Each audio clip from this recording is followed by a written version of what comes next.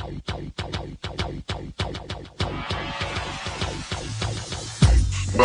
to the Oddsbreakers, number one place for shared sharp betting information. Welcome back to podcast 99 of 2025. I'm your host, Kiev O'Neill. You can follow me on Twitter at OBKiev. Follow us at the Oddsbreakers. Follow us on social media / the Oddsbreakers. This episode is brought to you by FanDuel Sports, a proud partner with the NFL. If you'd like to support the Oddsbreakers and benefit from our premium plays, please visit theoddsbreakers.com, click shop, become a member, pick any. For winning cappers, get the premium plays before the line moves. You can also support us on patreon.com. If nothing else, please visit the Oddsbreakers and become a free picks and Telegram subscriber. Happy Thanksgiving, my friends. Thanks for listening to the show all year long. Thanksgiving is a time for me to reflect back on this year and before, and all the good people in my life that's helped me get to where I am and make me a happy person. You know, that's kind of when I look at Thanksgiving. It is all about helping people that helped you in the past, or at least thanking them when you get a chance. And I love the way we celebrate Thanksgiving here. We have sports, which is awesome. Football, basketball, college basketball, and the whole weekend is absolutely loaded.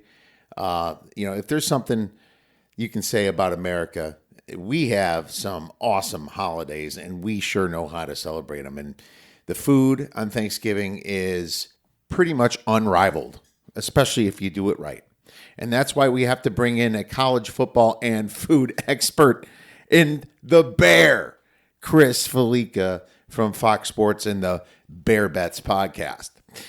We're going to talk some college football with Chris, as well as maybe a little NFL at the end too. A little committee. If you follow Chris on Twitter, you know his disdain for a lot of the stuff that goes and happens in the committee.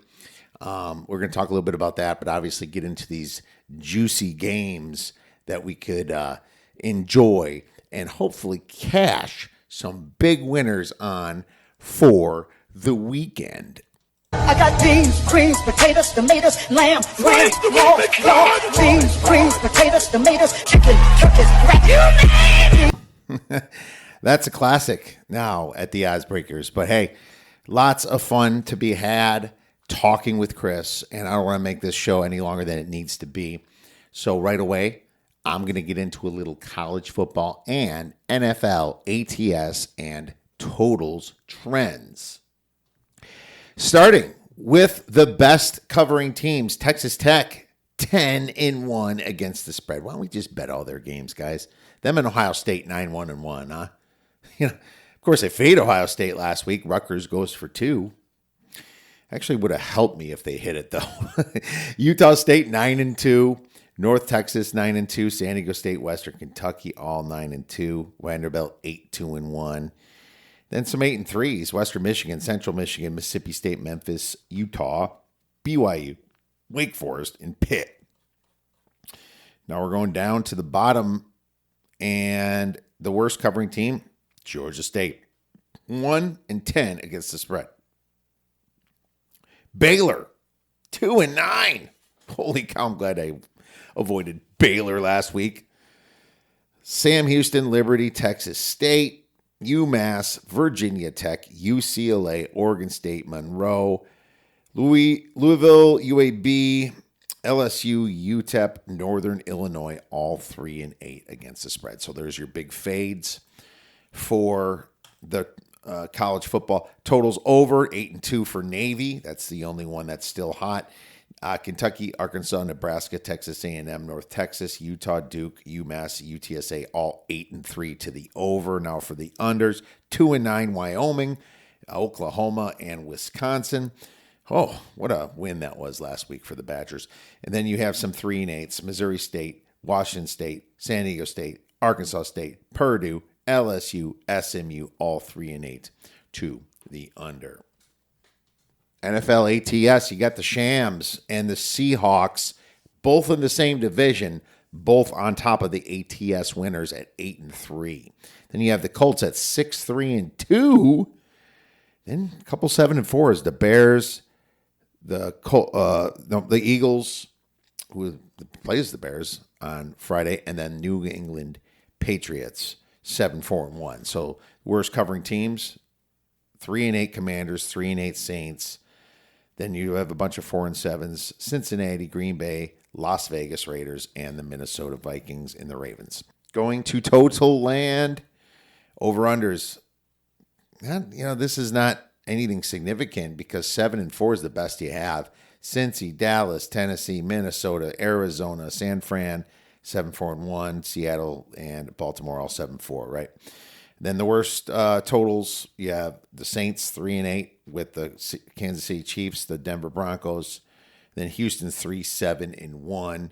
Couple 4-7s are the Rams, Vegas Raiders, Atlanta 4-6-1. So, these totals are a lot sharper, it seems, this year in the NFL than I've seen in the past. So, kind of keep that in mind. Total's been a challenge, and I've had a challenge with them, so I've been sticking really with sides. And thank God our teasers are now better at 5-7, refuse to lose teaser. Well, that's your trends, my friends, for Thanksgiving week. Now let's talk turkey with our wonderful guest, Chris Fallica, the Bear from Fox Sports.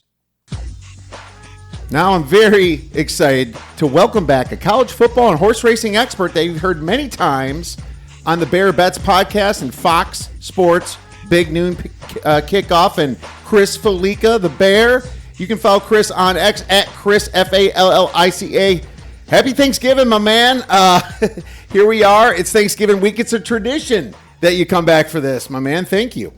I was going to say the annual Thanksgiving tradition, unlike any other.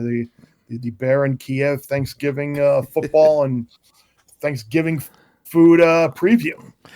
Oh, yeah, and I love the preview myself, and I hope everyone's got their appetites ready. You are the Thanksgiving man, and one of the best to talk to. We always text each other some of the good stuff that we eat during the year, and now I'm excited to talk about that. But do you have any other big plans this week besides watching the big games, Michigan, Ohio State, and all that? No, sister and her family are coming up on Wednesday night for the day on Thursday, and then I head to Ann Arbor on Friday morning for Ohio, the little game in Ann Arbor, Ohio State, Michigan on Saturday afternoon. So just a life on the road during college football season, which I wouldn't trade it for anything. Yeah, absolutely, of course. And you'll be taking off and watching some great games, and that's the life. But hey, you've been doing that for years, and first we'll get our turkey in. And speaking of turkey, I want to talk some turkey to get the juices flowing, Chris. You kind of gave me this idea when you sent me this Instagram, like a video of some really delicious thing to do with some of your turkey and some of your leftovers. I think it was like I think they take the potatoes and cheese and kind of make patties out of them and kind of wrap them and dip it in gravy with. Yeah. I mean, I can't wait to do this on Sunday. Just you take your leftover mashed potatoes and you make it like a kind of like a tortilla or a little bit of a pancake kind of deal, and load it up with the interior with sausage and turkey, and then you dip it in gravy. Like I can't. I might be looking forward to that more than I actually am Thursday afternoon.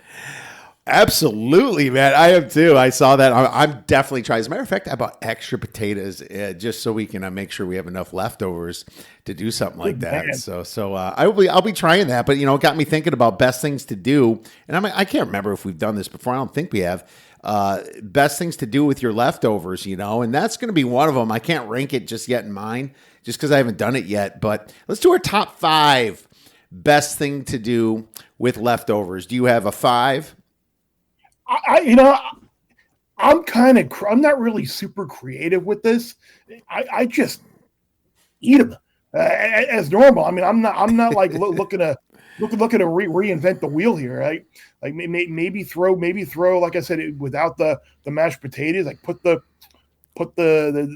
stuffing and the turkey together in a frying pan and kind of like mash it up into a patty. Because I usually use a little bit of sausage in my stuffing, so you kind of mash it up together, and then with the gravy, it's like, come on. I mean, what's better than that? Oh, dude, that's freaking amazing. I agree. And I used to be very basic myself until I had kids and a wife. Then you realize you have to get creative to get them to eat the leftovers. Otherwise, you're just eating a full turkey yourself, my man. All right, so let me hear what Dad Kiev has to say here. All right. Well, I think number 5 is turkey noodle soup. It's a solid thing to do. You can just get some chicken broth and just kind of throw it all together. Just a good way to kind of get to the ends of it. I recommend doing that at the very end when it's starting to dry out a little bit, because the soup will actually wet and moisten that meat up a little bit for you. So number 5 will be turkey noodle soup. Number 4 is turkey chili. Who does that love? Good old turkey chili on a cold winter day, Chris, and it's winter in most places in the United States. And that's good, because I mean, like I love chili, and a lot of times you can use some shredded beef instead of just the traditional ground beef or ground turkey. But yeah, little shredded turkey in there. That's a great call right there. All right, so great. We're on a good start then. Number 3, turkey pot pie. And why not? Turkey pot, delicious. Love making a pot pie. Usually I do chicken pot pie, but yeah, turkey pot pie is great. Get yourself a little Dutch oven, make your roux, mix it all together with your peas and carrots, and throw it in there. Shred up some turkey and cover that bad boy up. Yeah, pot pie during the winter and fall months is fantastic. Absolutely. You get everything. It's like that puts you to sleep right there. You want to go to bed, eat a turkey pot pie, my man. Number 2 is turkey sliders, Chris. Yeah, you got to mix it up some too. Hawaiian rolls, a little bit of turkey on each piece, maybe some with some marmalade on it, right? Some cheese. Marmalade, or maybe even a little leftover cranberry relish or cranberry jam that you might have left over from. I mean, are you like a whole berry real cranberry guy? Or are you like take the Ocean Spray jar and like throw it out and have it slide on out? Secret, I'm neither. I don't like cranberries that much. Ooh. I know, right? All right. I know. I hit you hard with that. I mean, but I do like marmalade, and there's sometimes leftover types of jellies that people bring over and do that. I don't know why I never got into cranberries, Chris. It's just, I think I was a kid. Sorry. Well, you did say like marmalades and stuff. One of the things that I guess you could incorporate with one of the things that I like making is like an app. Like I like making I get like the red pepper jam, the red pepper jelly, the red pepper relish. Usually it's like a Harry and David or a Stonewall Kitchen type of deal with some cream cheese. So maybe you get some of that, throw it on the Hawaiian roll and the turkey, and you got a little turkey with a little red pepper jam and a little cream cheese on there too. That might work. No, there you go. I mean, I love the way you're thinking. See, this is what I need. I need to have those kind of ideas when I get to this and make all those. We got a pretty big turkey, 16, 17 pound turkey. So we're going to have to figure out some ways to expend it. I like it. And then you know what else you do? Maybe put a butter glaze on top of those turkey sliders with the Hawaiian rolls, just a little butter glaze on top. Okay. Yeah. That's that. You just kind of dump it on top before you throw it in the oven. That's a good idea too, my man. Extra flavors. Number 1, I love chicken tetrazzini, so I'm going to make turkey tetrazzini with it, my man. Chicken tetrazzini has been one of my favorite dishes. There's a certain way to make it. It's kind of like a white sauce, not quite Alfredo. You just mushroom in it.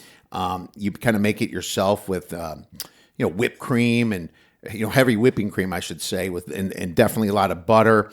And it is just absolutely delicious. And it's almost like you're eating an Alfredo, but it's turkey tetrazzini, a little bit more Italian. Well, I guess Alfredo's Italian, but a great Italian dish right there for you, Chris. Alfredo's fake Italian. Okay. Fake Italian. Well, there you go. I'm not there with you on that.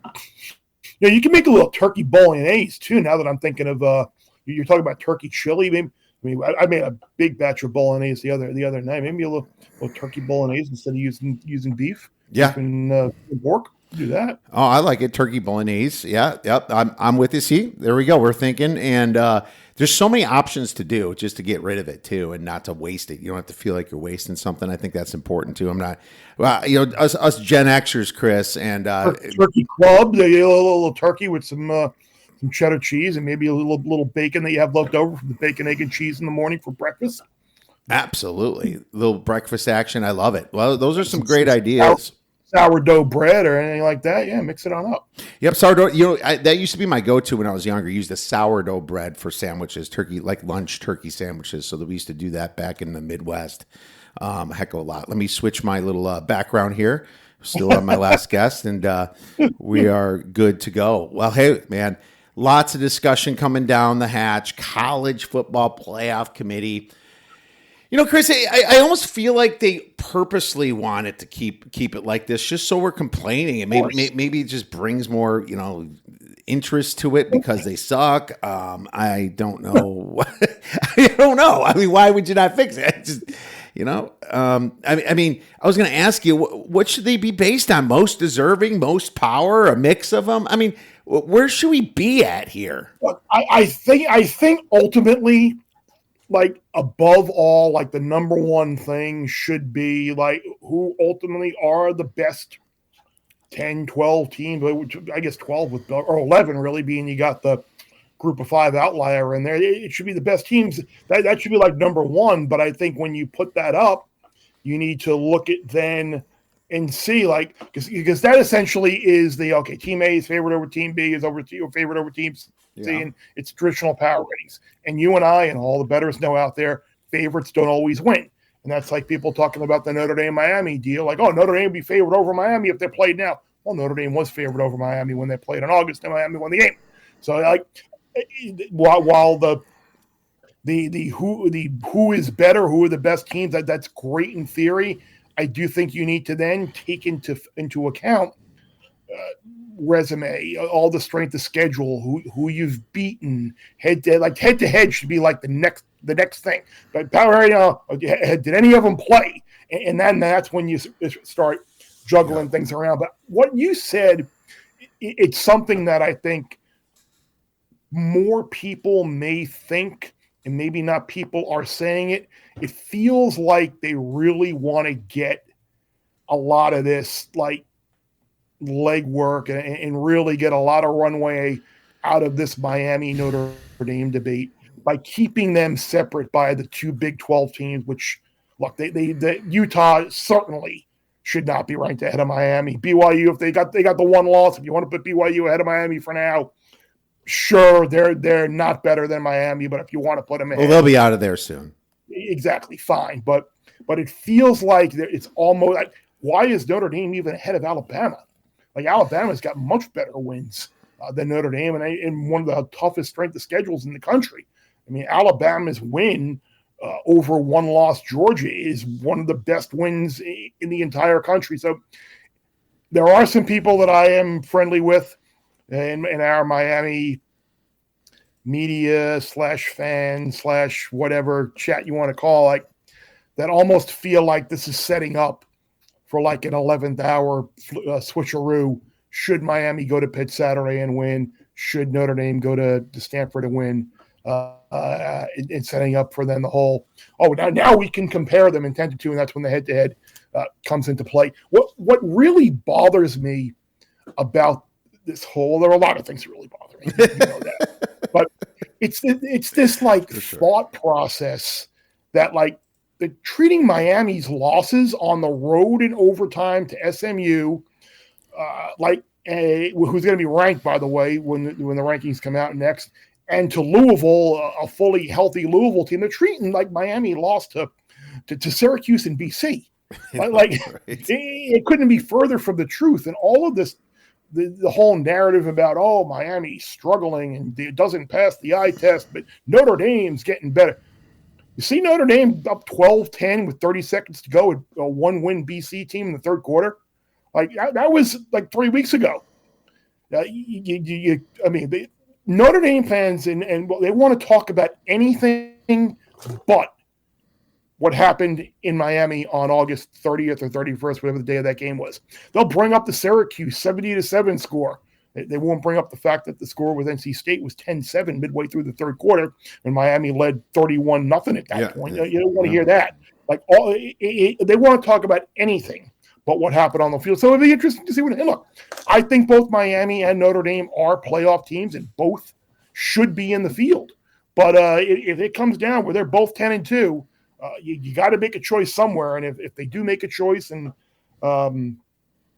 they don't choose Miami, then I would suggest every Power Four head coach out there go out and say, okay, well, all right, we're canceling every future big non-conference game, and we're just going to go play the Old Dominion and Central Michigan and whoever else, because if you get to a point where winning the game ultimately isn't going to matter, why bother taking the risk?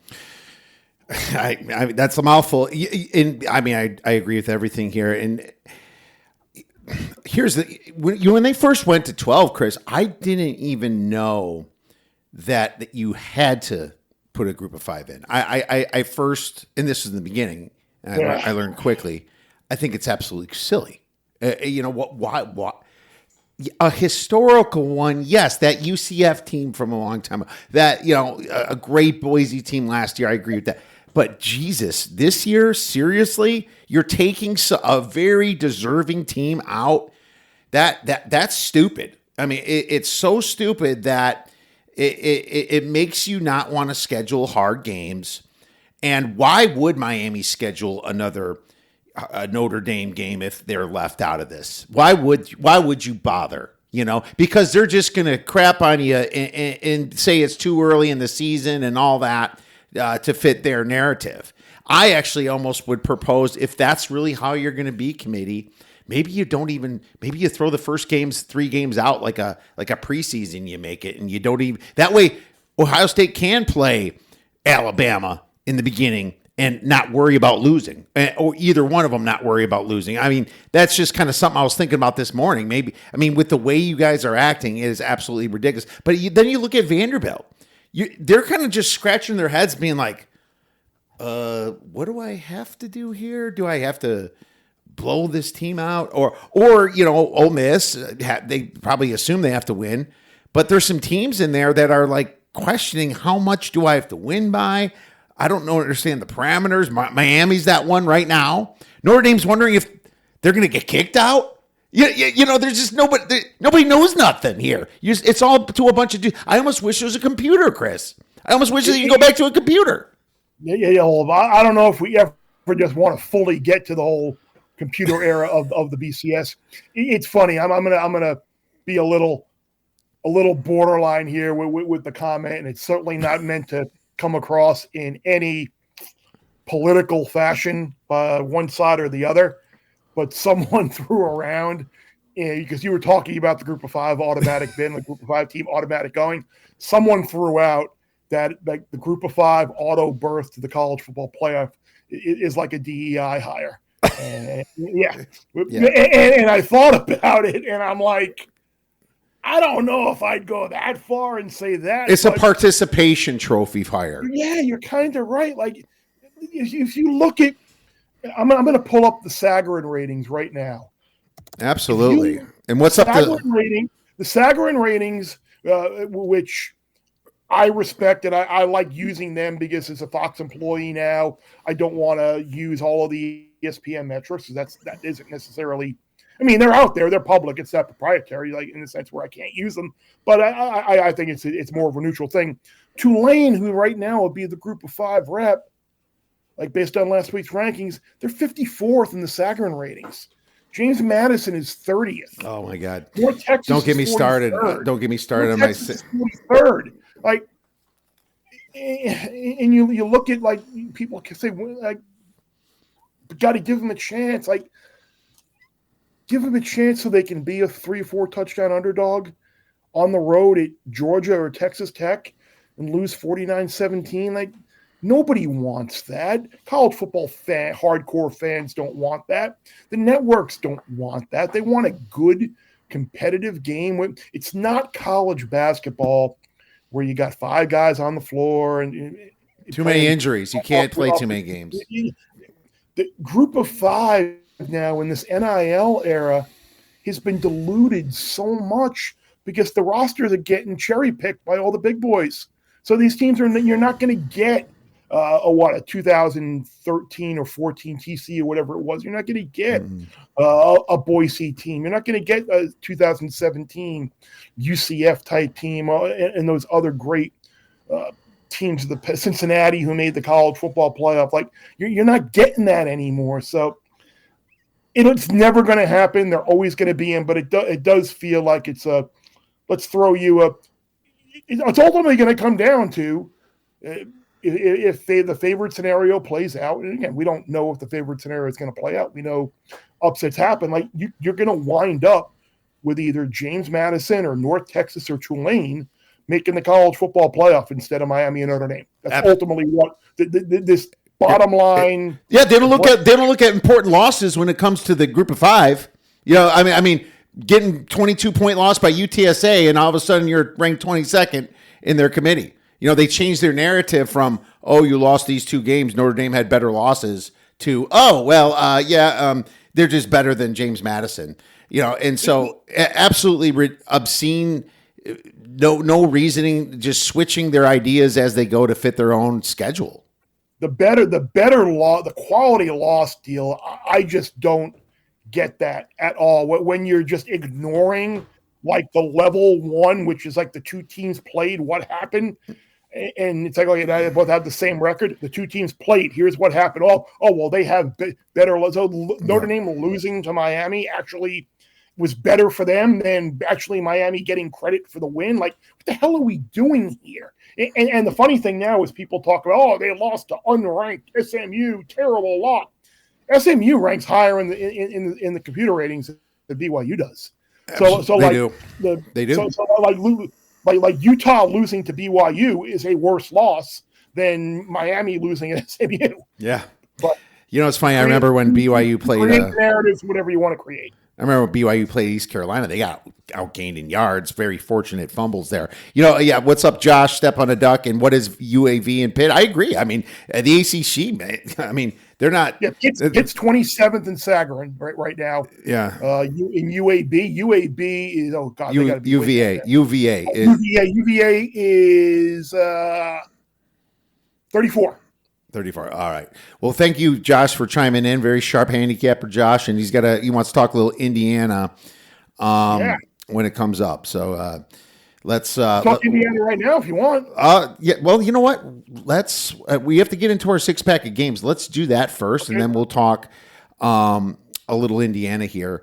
Can we talk some college football playoff? Or, you know, we'll let's absolutely do that. I think it's, you know, we both agree that they probably do it just for because there's no competition, there's nobody forcing them to do anything, so it's kind of like the monopoly thing. But yeah, we can definitely talk a little college football playoffs here at the end. But let's get into our 6-pack of games, and Arizona versus Arizona State is the one I'm choosing for Friday. So home game for Kiev. Absolutely, it's home. I should go, but I'm actually going to Flagstaff, which is going to be fun. I think snowball up there, got a bunch of snow. Not sure if we're going to ski. I'm not that good at it, but you're having the Turkey Day up in Flagstaff, or are you just going there? Going there the next day to stay at my buddies. But you know, he's got TVs, and we'll be prime watching college football and NFL. But this is an underrated rivalry. This is going to be a fantastic end to Friday night, Chris. This game's going to be fun. Wildcats are very different this year. Holy cow, are these teams like every single year just up and down. I will say that Arizona State isn't down, but man, I got to tell you, if there's a most improved Power 5 team, I think it's the Arizona Wildcats. I agree. This defense... I haven't been able to figure them out all year. I had Baylor in the Superbook contest last week. I had Baylor in the Friday Football Invitational. It was right there, and then out of the blue, you get in the cover, and then 24th quarter points from Arizona. It's crazy. And what's funny is you think about Fafita and their offense, but their defense is what's really been kind of carrying them. They're 57th in offensive EPA, but defense, they're 5th in I think they're 5th in turnover margin, at +12, and they're 5th in average field position, which tells me Brett Brennan's actually being a good coach. I was shocked. I kind of had him in my low coaching rankings here, but the Cats on their defense, 25th in EPA and 23rd in success rate, 12th best in the nation, allowing 4.59 yards per play. And Chris, if you cut the season in half and look at the second half of the season, that number's lower even. You know, they just kind of improved from the get-go here once they started. Noah Fafita, man, After he saw T-Mac go to the NFL, he's having a great season. He's a dual threat guy, and I think if there is going to be a sleeper in the NFL next year for a quarterback, this could be the guy. 25-5 touchdown to interception ratio. ASU last year was the best story in football. I agree with that. I enjoyed them very much, but they did lose their best player in Cam Scadaboo, and now they're down to their second quarterback. Sorry, Sims is not it, man. Kenny Dillingham is a great coach, and that's Utah's best win, by the way. The Jeff Sims led Arizona. Jeff's exactly. No mention of that, right? Right. Exactly. The Cats 1.45 net yards per play. The Sun Devils are at 0.61. This is a revenge spot. It pains me to do it, but I'm betting Arizona money line. I took them at -115. I think they get revenge here, and they come hard. God, Arizona is a team that very easily could be on, a 7-game winning streak. The BYU game, they absolutely gave away. In story of the year for BYU, just winning a game that they had no business winning. The Houston game, they very easily could have won, lost by a field goal. This could very easily be a 10-1 team right now, and they could be headed to the Big 12 championship game against Texas Tech. So yeah, I like your play here, especially with a little bit of revenge. And yeah, I think there were a lot of people thinking Brennan was on the hot seat and potentially on the way out the door. Didn't necessarily think that he should be the guy at Arizona, but he's done a great job. So. Agreed. I cannot believe it. I had to move him up in my rankings a little bit. Let's go to a game that you picked. And unfortunately, Chris, when you texted me this, the spread kept going down and down. Wake Forest versus Duke, and this was past the 3 at one point. But now a Duke is just a -1.5, and the total is at 55.5. Is there anything left in the box here for you to grab something? Yeah, I can't. I can't get in good faith say take Wake plus 1.5 when I took it at 3.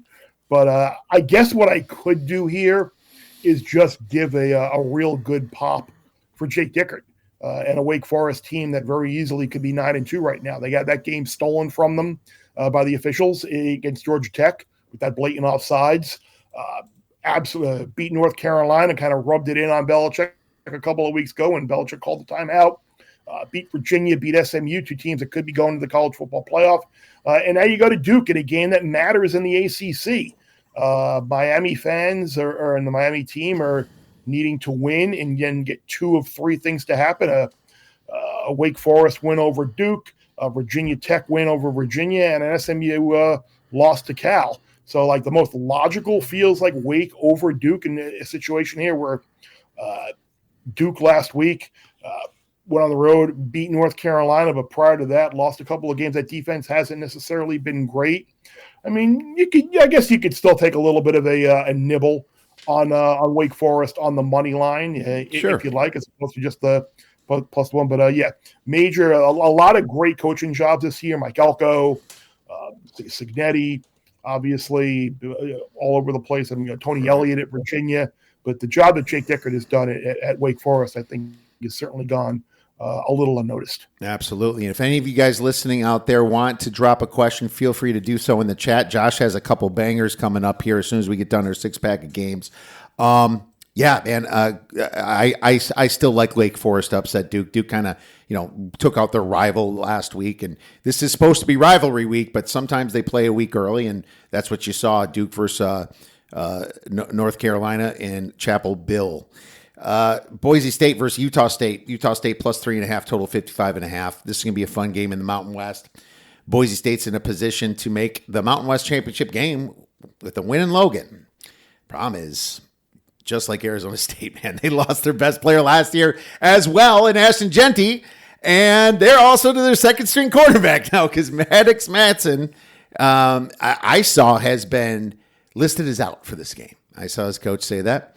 And I think that's big. That's big because I think Madsen was really the only guy carrying this Boise State team.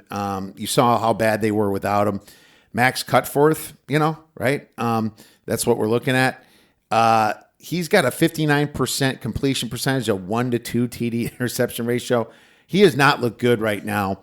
The Broncos, every time they stepped up in, I wouldn't even say step up in class, right? Every time they stepped up in group of 5 class to USF, Fresno State, San Diego State, they lost by double digits every single time they stepped up in class here. The Aggies have been feisty this year. They had a great win at Fresno. They have an offense ranking 36 in EPA. Boise's offense ranks 48th.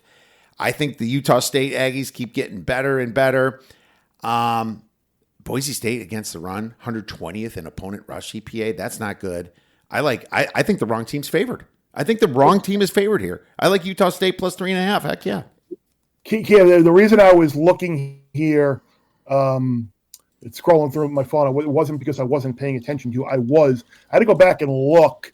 I have New Mexico at 16-1 to make the Mountain West Championship game. Woo! I am hoping that you are right, because am I correct?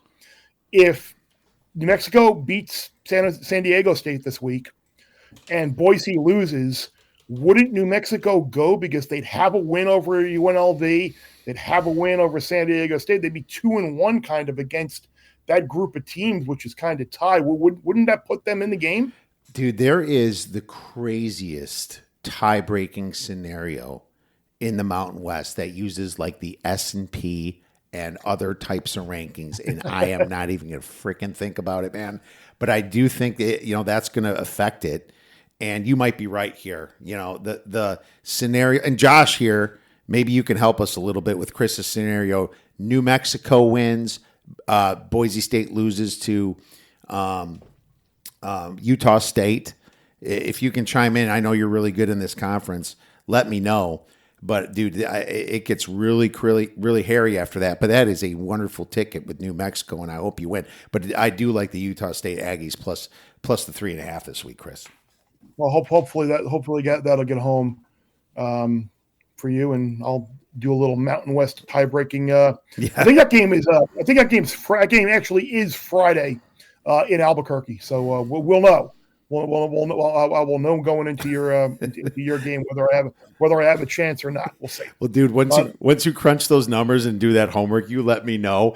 Please don't spend all night on it, because I'm not sure if you're going to find a good answer right away. He said, here you are. New Mexico wins, Boise loses, 3-way tiebreaker should send Los Lobos. So that would be great for you. And let's go, Duck. I hope so. Next game. We are going to the West, where Oregon is facing Washington. Washington's plus 6.5. The total is 51.5. Chris, this is your pick. I'm curious which side you're jumping on. I like UW here. I'm going to take him plus the points. I'm going to take a little on the money line as well. I am a massive Oregon fan. I think Oregon is really good, but the difference between Washington at home in Seattle compared to Washington on the road is night and day. The fact that Oregon is so beat up. You look at where they are on the offensive line. They're beat up at receiver. Coming off of a win against SC. Like, this is going to be a very difficult game. Did they injure more people last week against SC? Oh, yeah. I watched some of that game, and I saw a couple guys hobbled. I mean, I think that game was more about USC's horrible defense myself. Yeah. They're so beat up on the offensive line, and look, I don't think Washington is this great team by any chance. But you look at the Oregon game on the road at Iowa, struggle, losing at home to Indiana. I don't think that this is a gimme by any means for Oregon. There's going to be a lot of rumors about Devon Williams in the transfer portal. Kind of be a little bit of a contract drive game for him. He's able to pull the upset. I know Oregon has gone up there traditionally in the past and taken care of them. 2023 they didn't. UW did get that win, which ultimately wound up sending Washington to the college football playoff and the Pac-12 championship game where they beat Oregon again. But I'd be maybe potentially looking towards an under here, because I don't know how many points Oregon is able to put up. And I'd be looking at UW plus the 6.5 and UW plus the plus whatever it is on the money line. And that also could bring into a little, like, if Oregon were to lose, do you look at maybe a no Oregon to make the playoff, because look, while we think the Ducks are good, we talked about how ultimately the first thing I look at is like who do I think the best teams are, and I know Oregon rates very highly about top 5 offense and defensive efficiency. Schedule's fine, but they don't have a top 10 win. They got 2 top 20 wins, which are Penn State, who's 5-6, and then that win over SC last week. So we'll see what happens, but Oregon, no. Look at the money line. What is the better price? Washington on the money line, Oregon to miss the playoff. I think it potentially could be the same thing, and maybe I don't feel as good about potentially Ole Miss. I think is the type of thing where if you think Ole Miss is going to lose to Mississippi State, whatever the best price is, may miss the playoff, or Mississippi State money line do that. Yeah, it's going to be miss the playoff. Might be the same thing in Seattle, but I would probably lean towards that. I'm thinking this through a little bit more. Just take Weedub on the money line here, because I think there would be a scenario still where Oregon could make the. So you like the 6.5? Does this go back to 7 too? It makes me wonder. I know. No, I'm wondering if it will. I wonder if public money is going to come in on Oregon. Okay, it is 7 now. Back at DraftKings, a hard center at minus. We're calling it 7 for you. We're making it 7 because of DraftKings. Yeah, you're in the holiday spirit. I appreciate that. I hope Jeff Schwartz was okay with this when you discussed this with him. He's gonna be mad at me, but that's okay. I actually hate the argument, Chris, of who did you beat when Penn State was the preseason number 1 team in the nation, and they actually did have Aller as their quarterback. Now, should they have been the preseason? Probably not. But it sucks when I hear that, because what if you do schedule great teams? It's a situation where it's not your fault, and I can almost say that about Vandy and some of the SEC teams that they beat. It's like I'm sorry, Penn State sucks this year, or it's like I can't help that. It's the same thing. Is Georgia Tech still getting credit for Clemson when Clemson was a top 10 team, whatever it was, when Georgia Tech won that game? Yeah. Mm-hmm. Miami's still getting credit for beating a top 10 Florida State team and a Florida team which was ranked. Is that happened? There are a bunch of examples that you can go down and do that. And look, it has to matter a little bit, but that's why I like kind of, in theory, the exercise that the College Football Playoff Committee is supposed to do every week: start anew, refresh, take everything to account, and kind of look at wins versus current ranked teams and what your schedule kind of looks like now.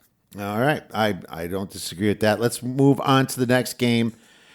And I'm going to Ohio State versus Michigan, Chris. 10-point spread right now. Total 44.5. I'm just double checking since the lines are moving so much on us. Don't want to put 44.5 is still the total? Yeah, I think so. 40, but it's juiced minus 118 to the under. And this is at 10. So, Chris, this is what they like to call the game. If you live in Michigan or Ohio, people like me from other states don't give a shit about it. Look, hey man, I'm sick of them. I don't care who wins or loses this game unless I'm betting it. I don't, because I have to hear from them how they're just. Oh my God, we lost to Michigan. I hear that all playoffs until they fire Ryan Day until they won the championship, man. I'm sick of hearing it, dude. This is a game and it's a normal rivalry. I am not a fan of Michigan or Ohio State. I can give a damn. I only care about what I bet on, Chris. And looking at this game, Ohio State, pretty sharp line, I think. I actually have 10.5, but they haven't beat Michigan since 2019. 2020 was a COVID year. Over the last 10 years, Michigan's 7-3 ATS. Ohio State 6-4 straight up. The total 9-1 to the over. Defense doesn't always have a say, but I think it might be a little different here, Chris, if you know what I'm saying. This uncertainty is driving the number down with Carnell Tate and Jeremiah Smith. Okay.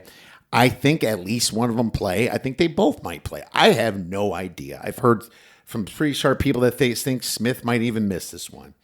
You know what's funny about this is that, the Ohio State, they should be knowing that they're in the playoffs. Michigan's got to win this to get the playoffs. In theory, this is supposed to matter to them more than anything. I'm not buying all that crap, but I will say that I have no interest whatsoever in the side at this number. It's just way too close to mine anyway. And Ohio State, they didn't even throw the ball much last week against Rutgers. They sleptwalked to the cover. Now, a few things stick out to me. I could see this game starting out slow. And I just think Michigan, or the kids and the coaches from embarrassment care a lot. Michigan's trying to get into the playoffs. I don't know if they win. Do they get in, Chris? We can talk about that later. But their defense is what's been carrying them. 4.67 yards per play. They're 26th in opponent EPA. That's what Michigan's defense have been. It only showed really bad when they are away from home and USC. Ohio State, the number one defense in the league, 3.76 yards per play, fourth in defensive EPA. I'm taking the first half under. I think this starts out slow. I don't think you're going to get a lot of points. I think you might get some field goals. I took under 23.5. It's at 22.5 right now. That's the play I'm making in this game. And then after the first half, doesn't even matter. I like your thought there quite a bit, and yeah, you hear the same things about the receivers with Tate and calf injury. Is he going to come back? And you hear about Jeremiah Smith, and then is he going to miss this week or not? Is he okay? I heard today that he supposedly is going to be okay. So we'll ultimately see what happens, but. The more and more, the later and later in this game that it stays close, the more pressure builds on Ohio State. I like the way you're thinking, especially with a cold game. Supposedly snow later in the afternoon, Sure. As well. I don't know how Michigan throws the ball and moves on this. I played under 44.5 already, but I kind of like your first half under even more than that. Oh, appreciate it. Yes. I wanted to go derivative because haywire happens in these games a little bit. I still like the full game under, Chris. I'm with you on that too.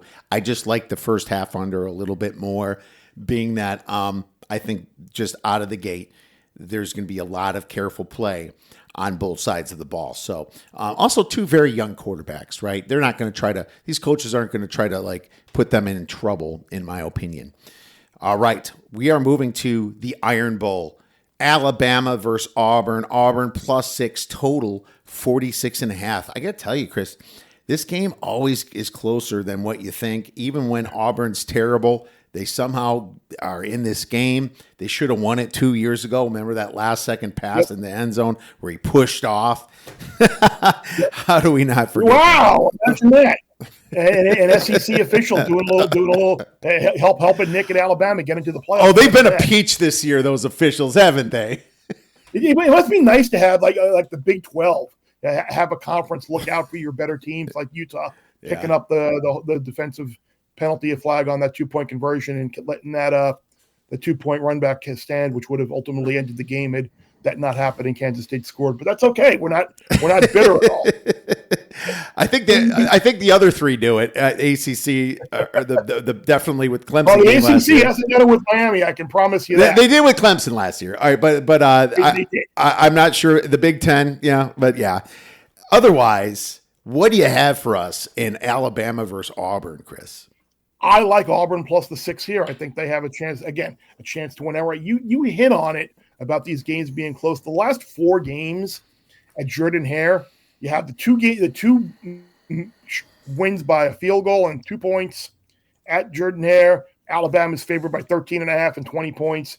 And you've got 2 losses by Alabama as single-digit favorites.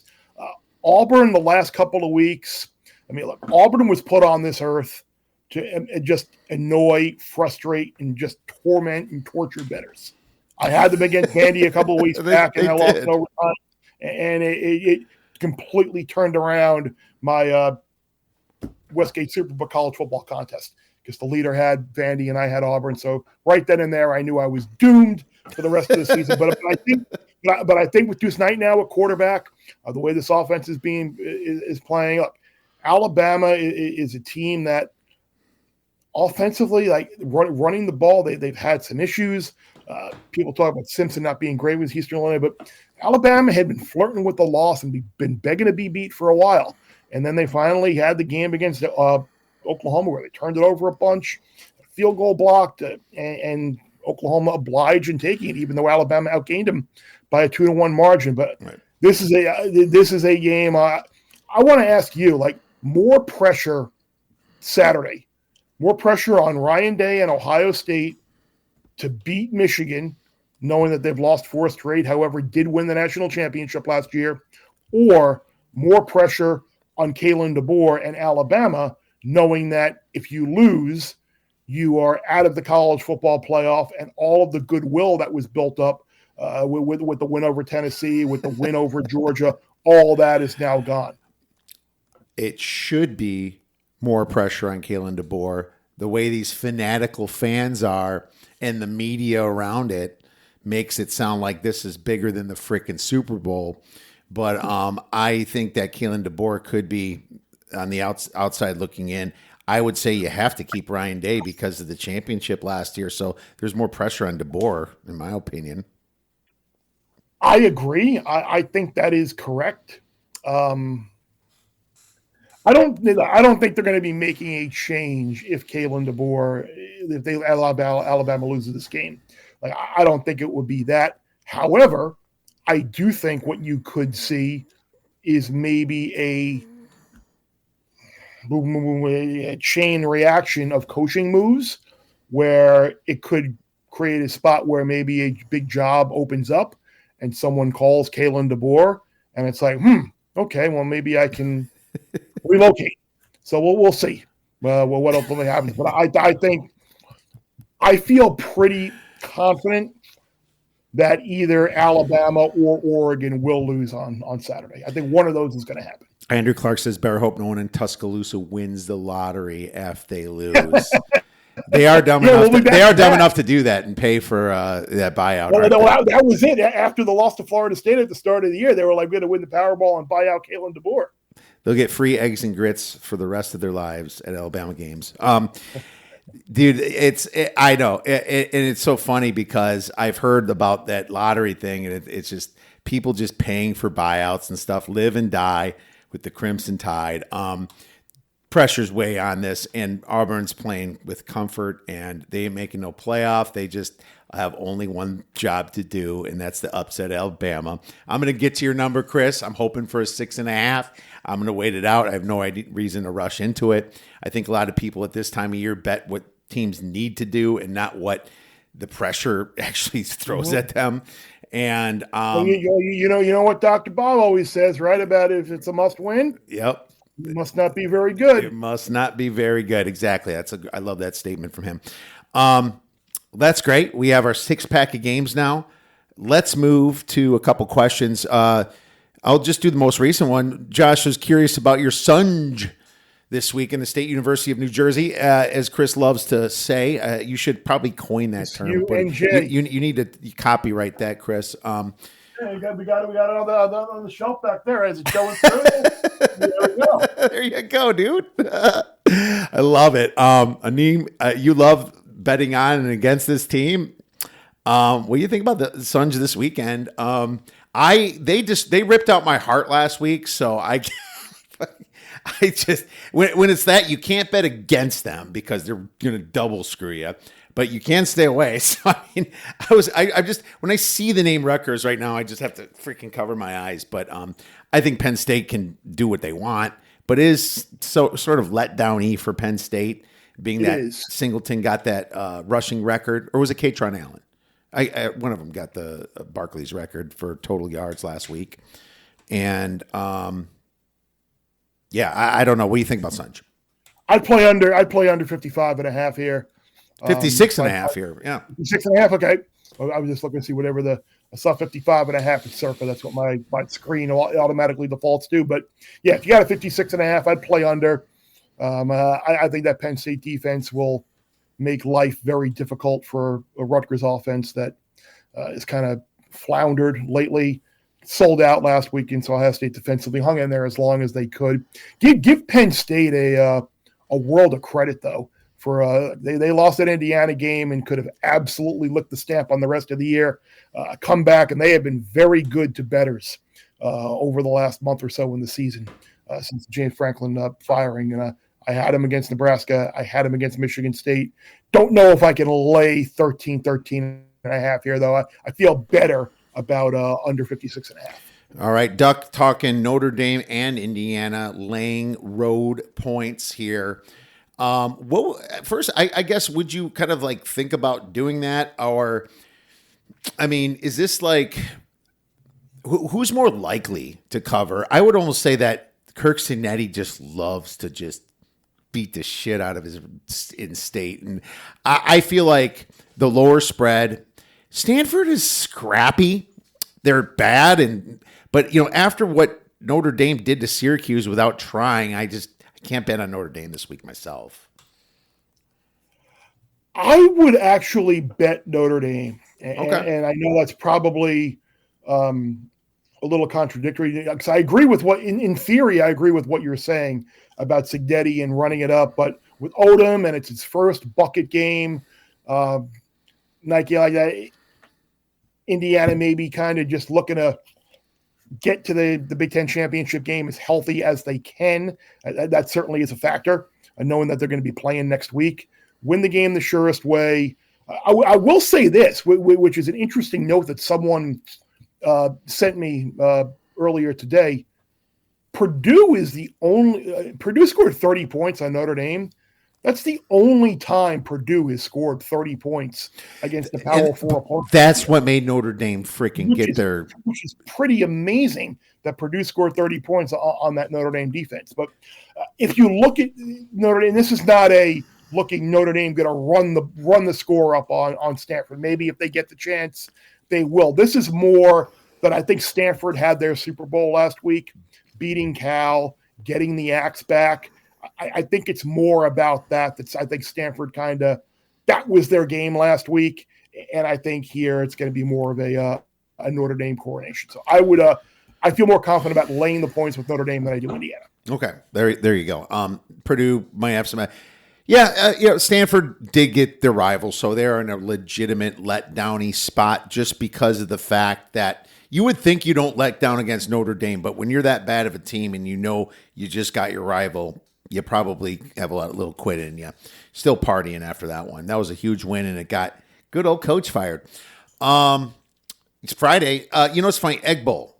Now it's played on Fridays, which is unfortunate because I always loved having the other TV on NFL. Loved it on Thanksgiving night. Sucks that they moved it. I was watching NFL and then Egg Bowl and won, man. But they did for ratings reasons, and now they're just going to get so many people getting up at 10 in the morning, 6 in the morning, whatever. Depends where you're at, to watch this Egg Bowl. And you got Mississippi State. Their money line is plus 235. And Ole Miss, and I'll tell you this, Ole Miss is still much bigger than that to miss the college football playoffs. So that's the market's telling you that they still can get in with a loss. I don't agree with that at all. They could if other teams wind up losing, but well, then you got to come up with your own line and figure out the money line price on it, right? That's what we have to do. That's what handicappers need to do. What's the number that it should be? I think 3-1 is my number. I mean, here's my problem. This number is not at my power rating. I have Ole Miss by 8.5.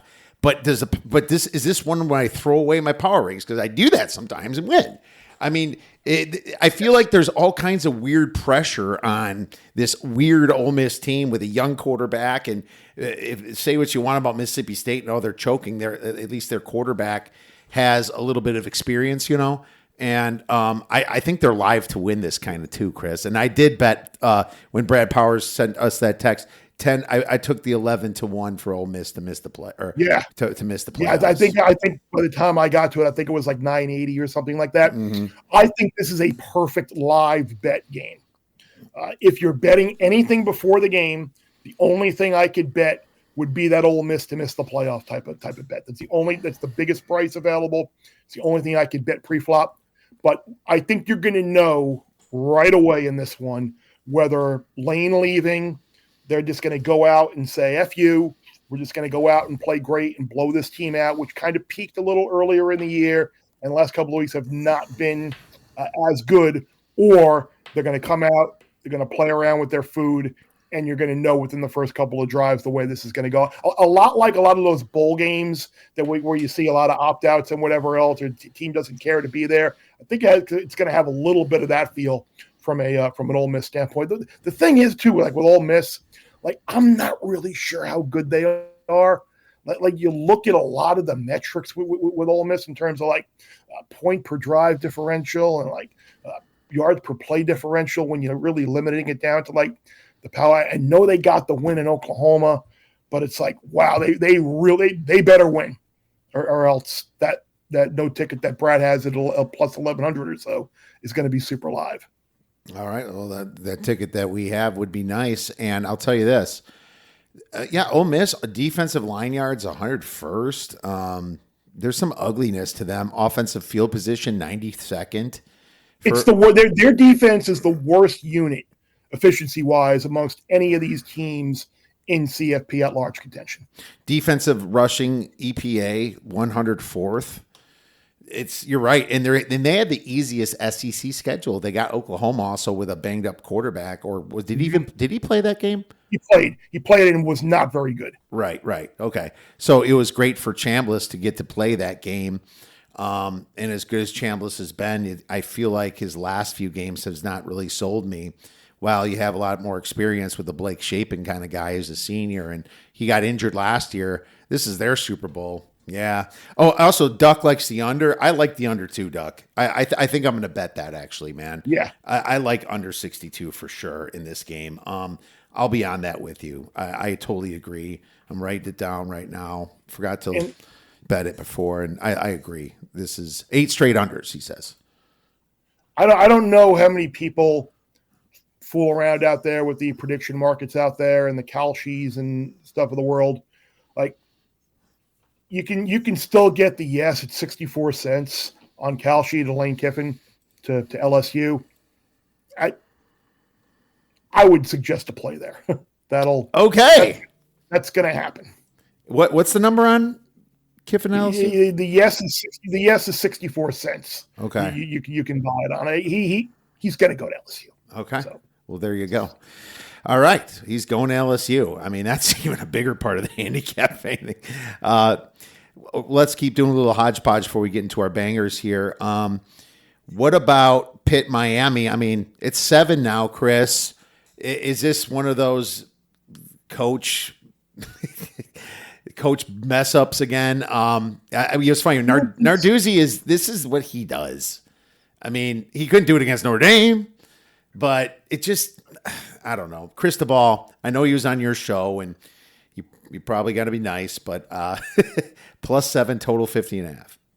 No, I mean, I think there's a little bit of a belief here, and a little bit of reaction from the pollsters and the playoff selection committee, just kind of like, okay, go out and win out, and then we'll reassess your team, because they were in this position last year at 10-1 and blew a 21-point lead to Syracuse and didn't wind up making the ACC championship game. Because in 2017, Miami was undefeated and wound up losing to Kenny Pickett and Pitt, because Mario Cristobal had a loss at Arizona State in what was it, 2019, when Jaden Daniels was a freshman and had an opportunity to kind of get to the college football playoff of the national title game. Like it's happened before, and I think people still have that, not necessarily in the back of their minds, but more so in the forefront of their minds. But the biggest difference here compared to last year for sure is this Miami defense is legit. Their front is big time. I think Pitt's going to have a hell of a time trying to block these guys. Look, anything can happen. It's 60 minutes of football in a cold weather environment on the road against the team that has been known for pulling upsets. But I think Miami will go up there and win the game. I don't know if I want to lay 7 per se. I laid 17.5 last week, and obviously lost on a hook in a game that they led by multiple scores the entire game and couldn't get the cover. But Pitt has the feel of that. I always like to joke about the dog with fleas. Yeah. Pitt has feel of that public underdog. Yeah, they got some. I mean, they're about to choke to Georgia Tech, and Georgia Tech threw the pick six right to them. Oh my God! And then the fake punt, like, what the hell are you doing? Oh, it was terrible. I had Pitt as well last week. It was terrible. Florida State live on Nickelodeon. What a gross watch. I won't even let my kids watch Nick. I'll block Nickelodeon that day, right? So there you go. What? There's a couple other. I don't really care. Nico Amalava is going to play against USC. I don't know how much that's going to matter. Big freaking deal. Can Virginia lose to Virginia Tech and when Virginia's at home? Sure can. They were in overtime against North Carolina a couple weeks ago. Yeah. Well, why can't they lose? They also needed a safety to beat Washington State also later in the year too. So whoever was it, Josh before or someone else that was asking about the power ratings for Virginia, like down there. Yeah, I mean they're like 37 or 38 in the. I mean they could lose anybody. I think they're just as fake as BYU. To be honest with you, that's what I thought. Oh yeah, they and Georgia Tech are East Coast BYU. Absolutely. My Badgers playing Minnesota for the Axe. You know, I was pretty impressed by the fight they had last week, but they still have zero offense. Not like Minnesota's got a lot of offense. This can be a fun game. I'd still go under 37.5 in this, Chris, to be honest. That Virginia game, by the way, I just look at down to 9.5 in a lot of spots too. So the Hokies are taking some money. Give Wisconsin a ton. I gave Penn State a ton of credit before. Give Wisconsin a ton of credit. They survived that bye week, survived the Ohio State game. Said no, we're sticking with Luke. Probably financial reasons. Couldn't buy him Definitely out. Definitely financial reasons. But nobody won the lottery here. Nobody won the lottery in Wisconsin. They beat Washington. They came back.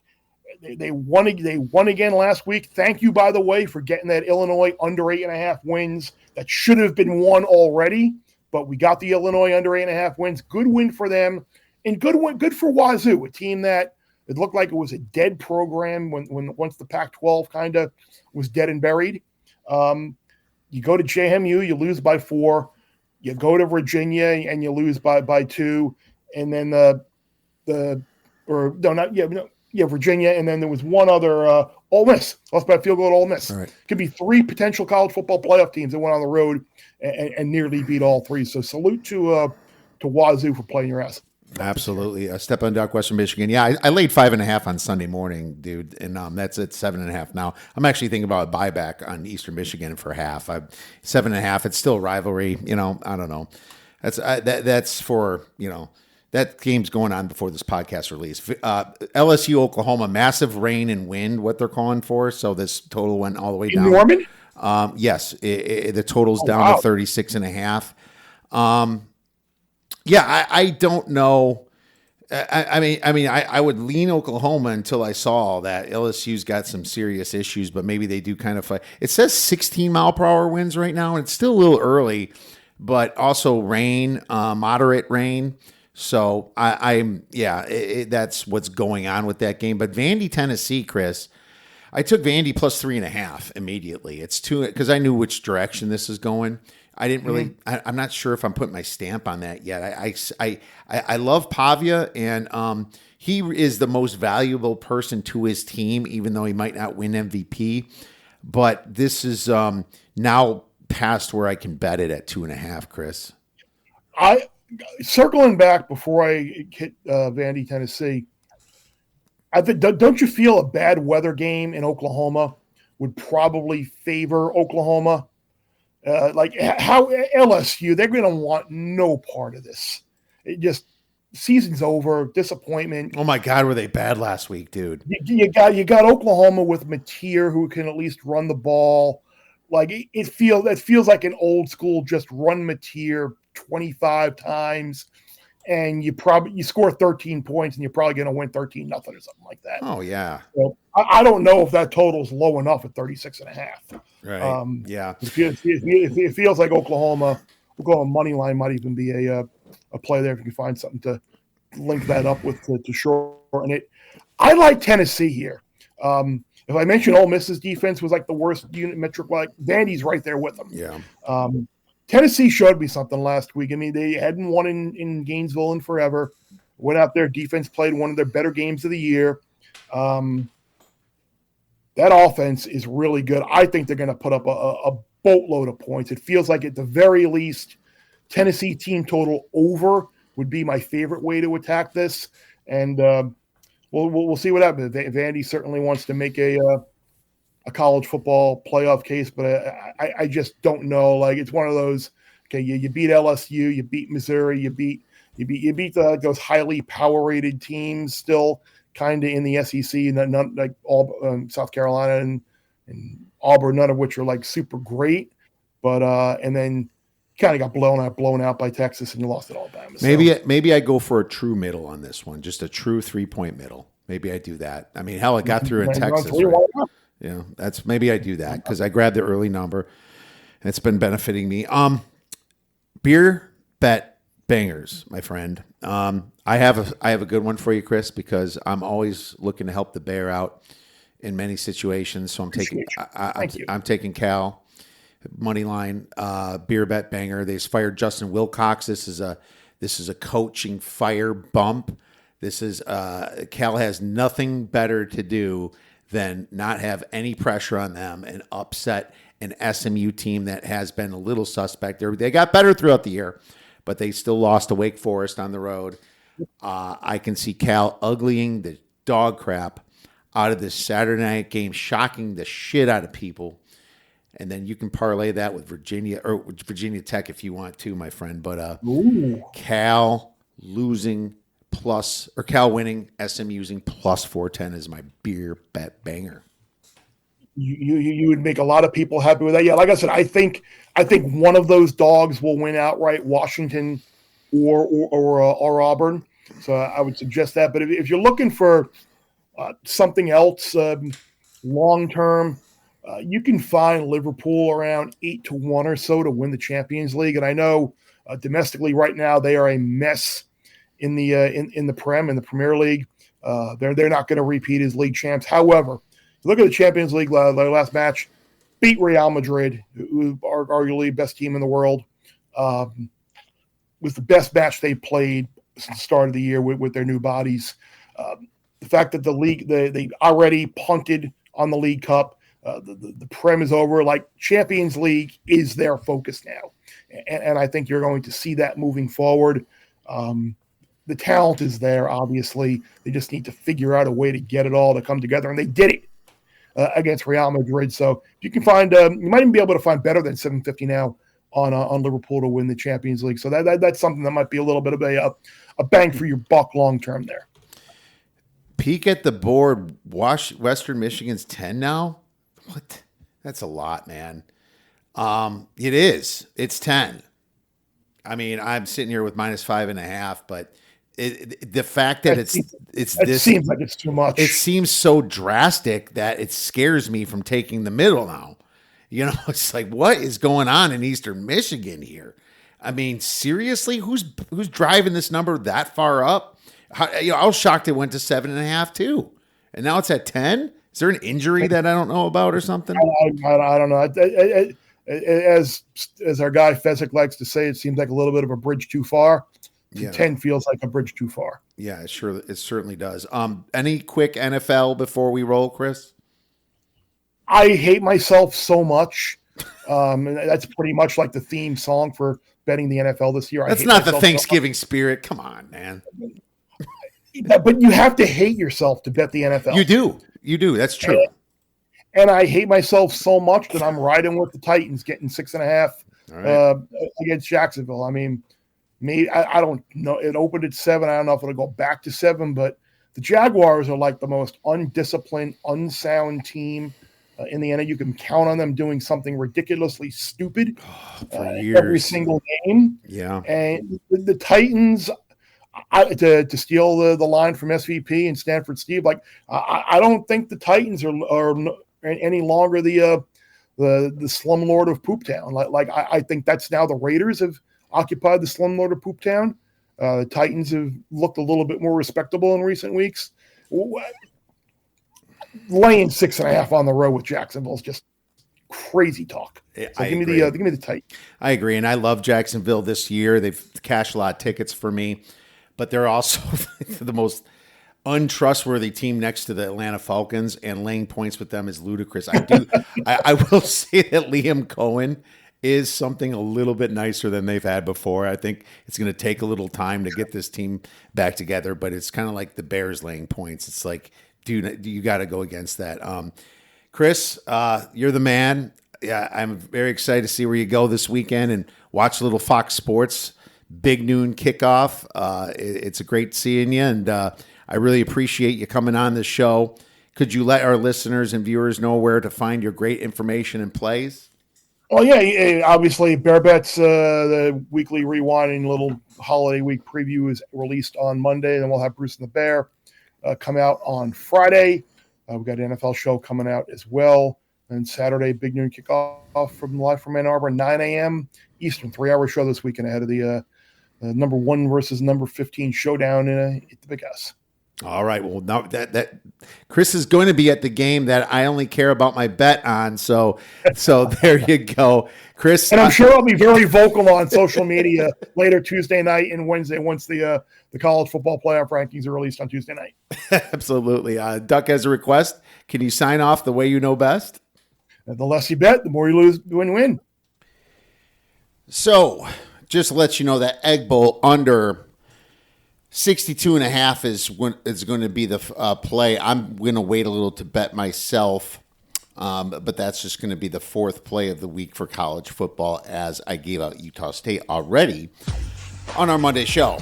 All right, now it's time for some NFL Week 13 Thanksgiving week, and there is not a ton of information, being that we're doing it so early, but hey, got to get her done, and I already have some great plays.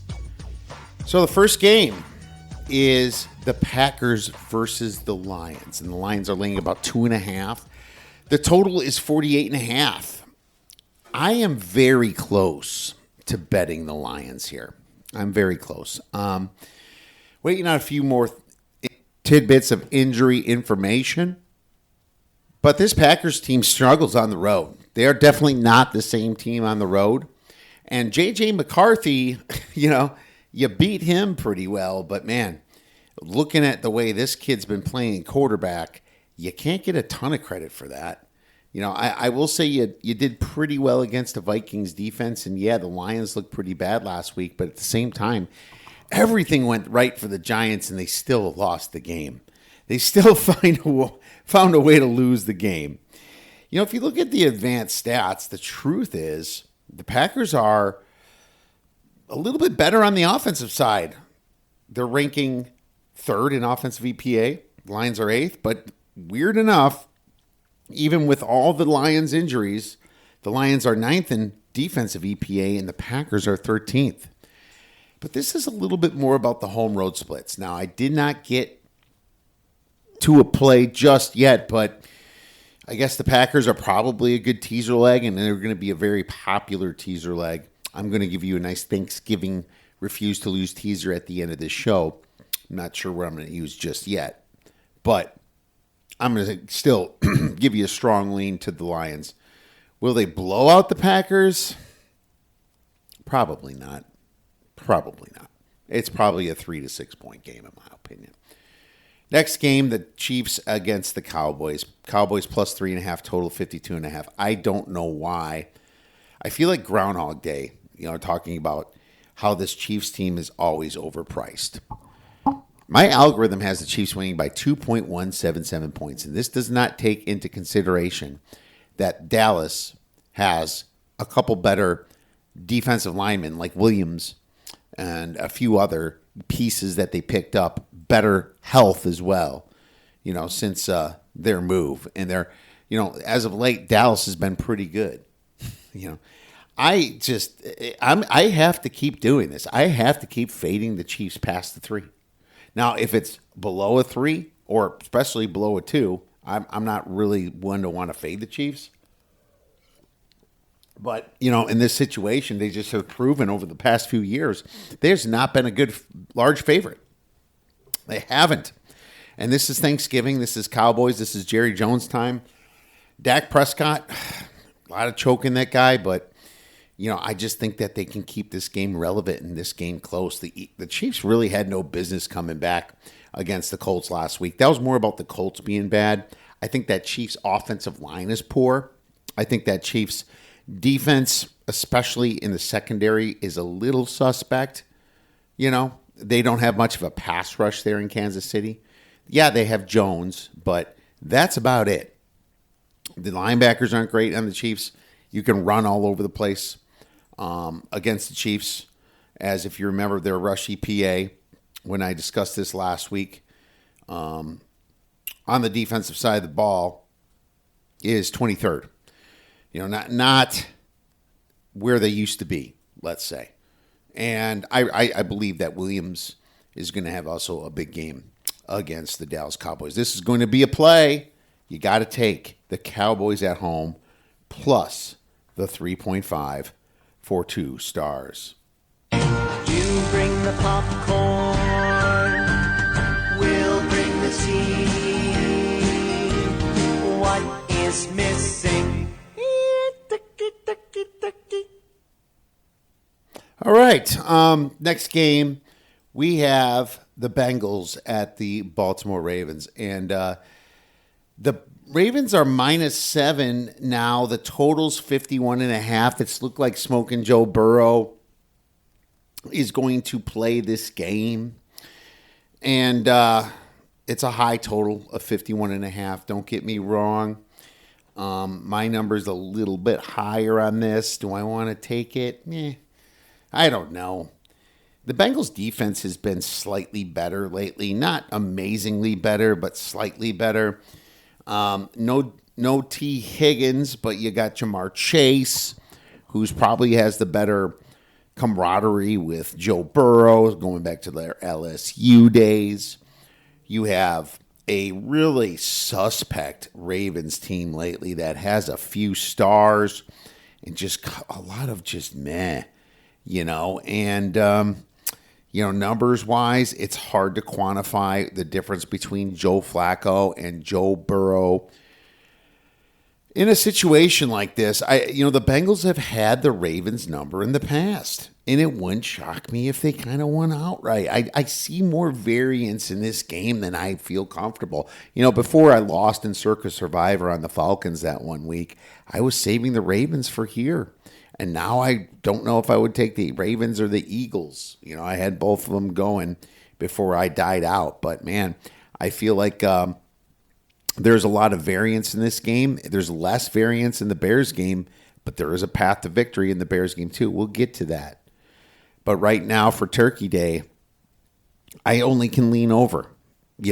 I only can lean over and possibly play a teaser here in this situation. Now, the problem I have too is that this might go to 6.5 when Joe Burrow's announced in. And that's very significant. I myself, I'm probably going to kind of chill out here and just enjoy this game. Probably look for a couple prop bets. I'm going to be doing a TikTok prop at least one of these games on Thursday. But right now, I'm just going to lay off the side in this Bengals-Ravens game. And I'm going to lean the Bengals. Would not shock me, though, if the Ravens do blow out this terrible Bengals defense in a game the Ravens need so much. Let's move to Friday. Bears versus Eagles. Eagles -6.5, -7. It's just there's 6.5s out there in some books, including one I have a very good option at. The total of this game is 44.5. I have some questions with this Bears linebackers, and now that they lost Tariq Stevenson most likely for this game, I'm curious who can come back here. It looks like linebacker Noel Sewell's a little banged up. They also lost Hippolyte last game. Can Ruben Hippolyte, their backup linebacker, play because they were on no linebackers? TJ Edwards, who used to play for the Eagles, is questionable and maybe can come back this week. That's what you're hoping for. But this Bears team is really banged up, and I need to see a better injury report before I go farther. Now, the big question, too, is Jalen Johnson. Can he make it back in this game? Still on IR, and Kyler Gordon. Both can possibly sneak into this game, and that would make a big difference to me. Travion Edmonds is out, and Roschon Johnson, their backup running back, is out till December 20th. I don't care about Roschon Johnson, as he is probably going to lose his job to Monagai, right?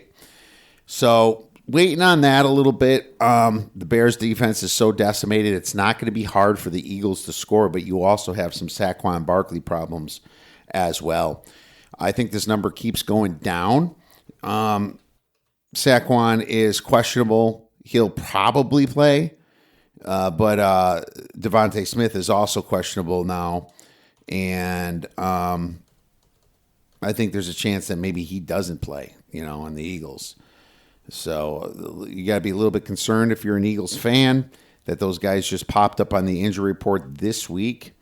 So, we'll see what happens with those guys. Chest shoulder for Devontae Smith, and Saquon Barkley was a groin. So even if they do play, they're not going to be, I guess, 100% probably, especially on such a short turnaround here. Really tough loss, and they're probably pissed off, but does that matter? Look what the Bears are doing lately. It's looking crazy good. I mean, of course, when a team like this steps up in competition, they usually get blown out. Eagles are probably a solid teaser leg, and if you get the 6.5, I even like it more on a 10-point teaser. Let's move on to the next game, the Houston Texans versus the Indianapolis Colts. The Colts are minus 4.5. The total is 44.5. I'm just going to tell you right now, we're taking the Texans. This is probably my best bet for the week. This Texans team is different now, and I don't care if it's Davis Mills or C.J. Stroud playing. As a matter of fact, Davis Mills has been playing better.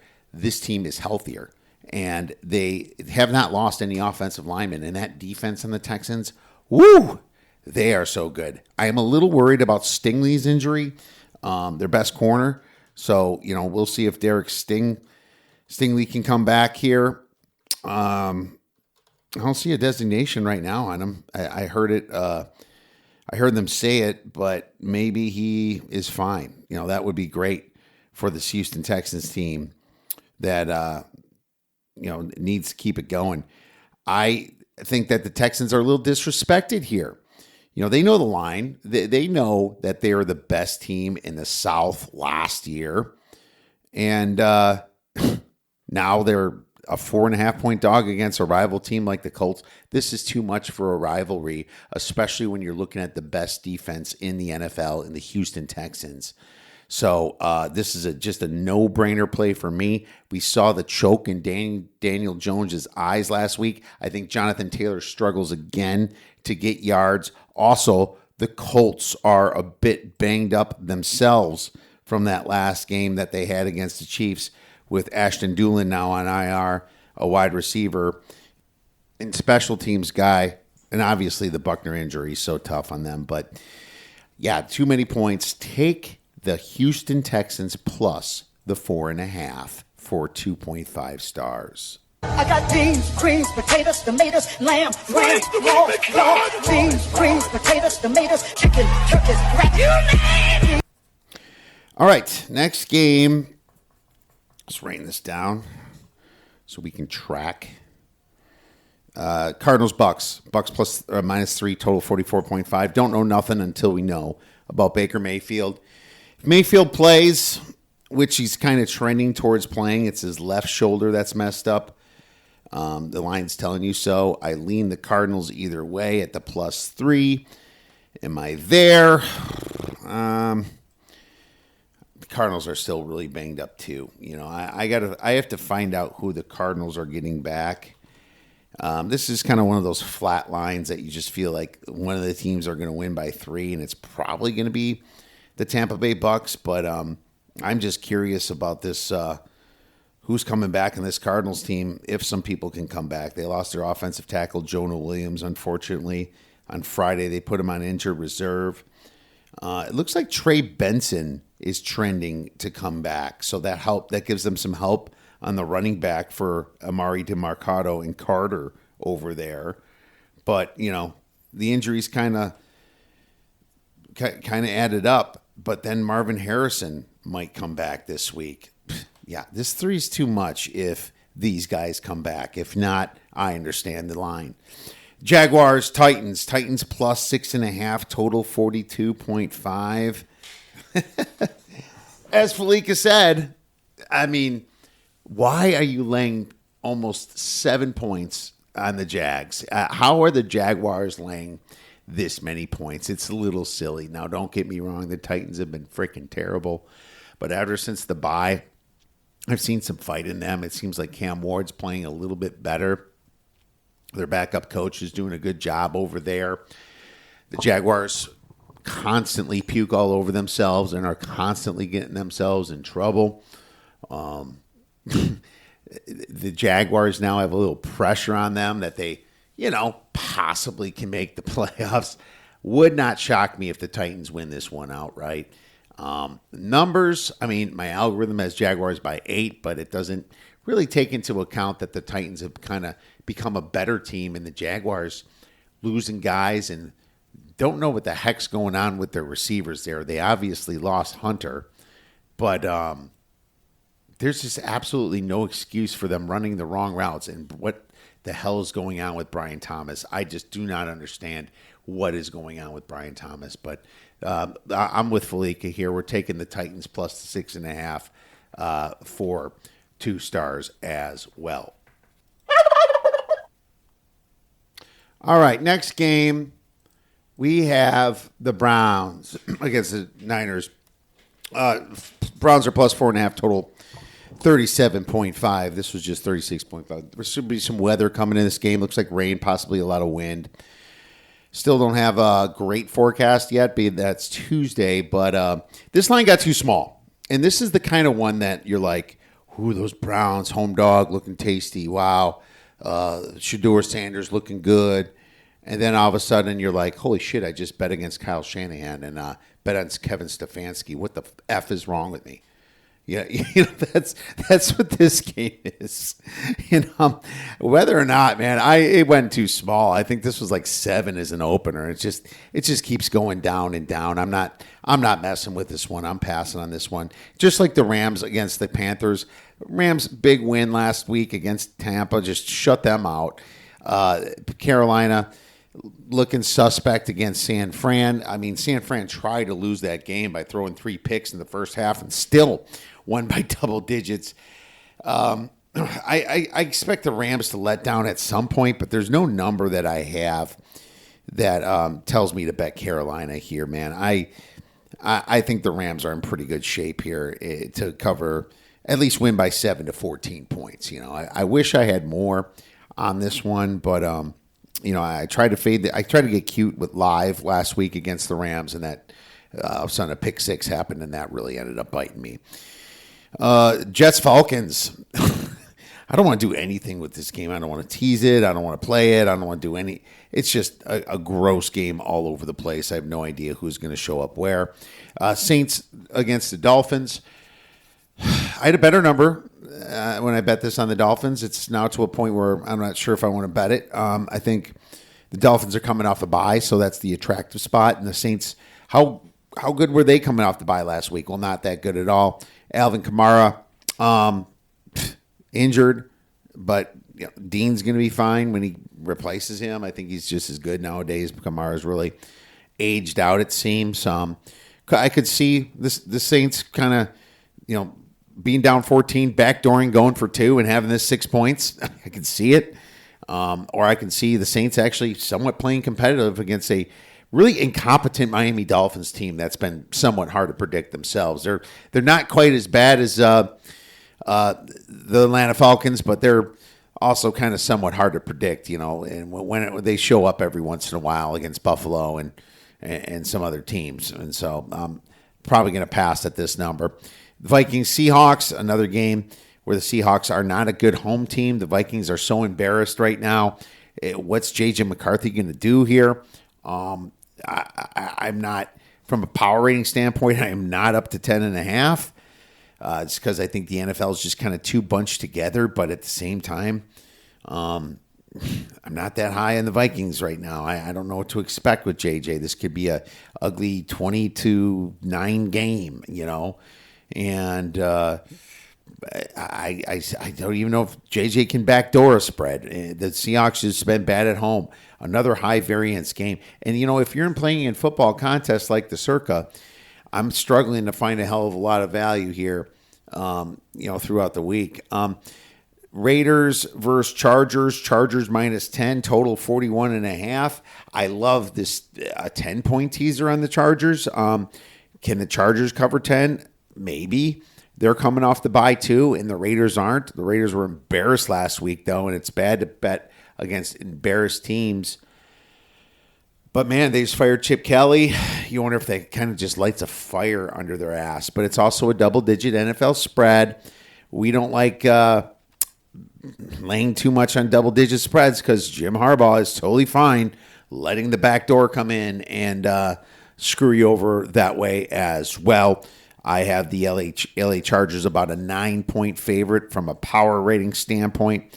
I have the LA Chargers about 9.1 on the algorithm, so actually that even shows a tiny bit of value for a lean on the Raiders. The problem with the Raiders, too, is, they're mediocre, I guess. It shows on D, but the truth is that they're worse because teams are just running the clock out on them. And that's the whole problem with garbage time. This Raiders, some of these stats are worse than they show. EPA per play on offense, the Raiders are dead last. They're worse than the Browns. They're worse than the Titans. They're worse than the Saints. This team is dead last in offensive EPA. That is pretty freaking pathetic. So don't want to really bet on the Raiders either.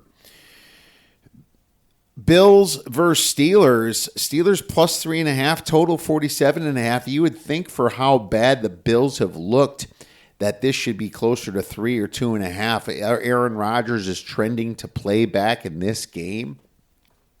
But I also think that the Raiders or the Steelers are a very fugazi type game because Chicago gave them 7 extra points last week with the fumble 6 from Williams when Caleb Williams did that. And the Bears still won. They're up 10 in the fourth quarter, allowed the back door. It wasn't even a back door because I guess the Bears were favored by 2.5, not 3. And there you have it. The Bears cover. And the Bears aren't a great team, and now you want to fade the Bills here? This is an embarrassed Bills team. I will say my algorithm says to bet the Steelers, thinks it's pick 'em. But I just think the Bills are better than what they showed because the Bills have been very devastated by injuries. And who is coming back on the Buffalo Bills this week? That's what I don't know. Is Mathis coming back on the defensive line? Is Spencer Brown okay on the offensive line? Dalton Kincaid, he was a big key piece to this offense. Couple guys like Grable might come back as some depth on offensive line. Terrell Bernard is probably going to be placed on IR, and he's a big, important linebacker there. Maxwell Hairston, the cornerback, was put in concussion protocol. He might get out of it, though, since it was a Thursday game. Yeah, it's just banged-up team. And, guys like that they lost, like DeMar Hamlin and Taylor Rapp, ain't coming back anytime soon. Actually, DeMar Hamlin could possibly come back, being that he's already spent his IR time, but I'm not sure where he's at. It's not like he moves the needle, really, right? He doesn't. Is Hairston going to play? I don't know. That's important to me. Lean Steelers for sure at the 3.5. Broncos, Commanders, I want nothing to do with this. Both teams are coming off the bye and facing each other. The Commanders actually might get Daniel Jones back, but is McLaurin going to be back? If McLaurin and Jones are playing, I'm probably going to bet the Commanders. I'm sure the line's going to make a jump if that happens. But Daniels is just such a dynamic player, and he's questionable, and so is Terry McLaurin. And I think this team is a little bit better than what they showed. Noah Brown, is his practice window's been open from IR, who is supposedly their second best wide receiver coming on in. Yeah. And also, Will Harris, their safety, might come back. I'm going to have to put Washington down as a serious maybe here.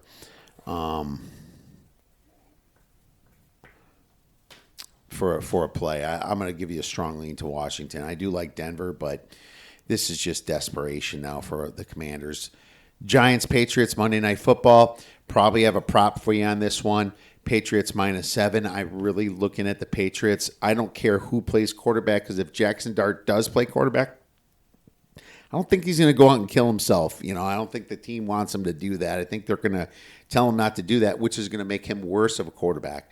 And this freaking G-men defense is terrible against the run. They are literally one of the worst teams against the run, 31st in defensive EPA per play, 32nd against the rush. I mean, I guess they're okay against. No, they're not okay against the Pats.